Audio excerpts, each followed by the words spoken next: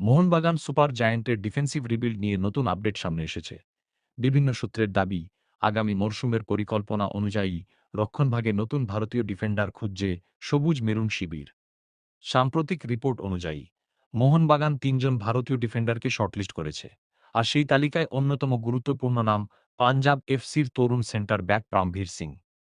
মাত্র ১৮ বছর বয়সেই ভারতীয় ফুটবলে নিজের প্রতিভার পরিচয় দিয়েছেন প্রাণভীর। প্রায় ৬ ফুট উচ্চতার এই ডিফেন্ডারকে ভারতের ভবিষ্যতের অন্যতম সম্ভাবনাময় সেন্টার ব্যাক হিসেবে দেখা হচ্ছে। সেই কারণেই তার ওপর নজর রয়েছে একাধিক বড় ক্লাবের। তবে এই ট্রান্সফার মোটেও সহজ হবে না। পাঞ্জাব এফসি প্রাণভীরকে দীর্ঘমেয়াদে ধরে রাখতে আগ্রহী এবং ক্লাব ইতিমধ্যেই নতুন চুক্তির প্রস্তাব দিয়েছে বলে জানা যাচ্ছে। ফলে মোহনবাগান যদি তাকে দলে নিতে চায়, তাহলে পাঞ্জাবের সঙ্গে কঠিন আলোচনায় বসতে হতে পারে। তবে একটা বিষয় পরিষ্কার, আগামী মরশুমের জন্য ভারতীয় ডিফেন্ডারদের মধ্যে প্রাণভীর সিং মোহনবাগানের অন্যতম প্রধান লক্ষ্যবস্তু হয়ে উঠেছেন।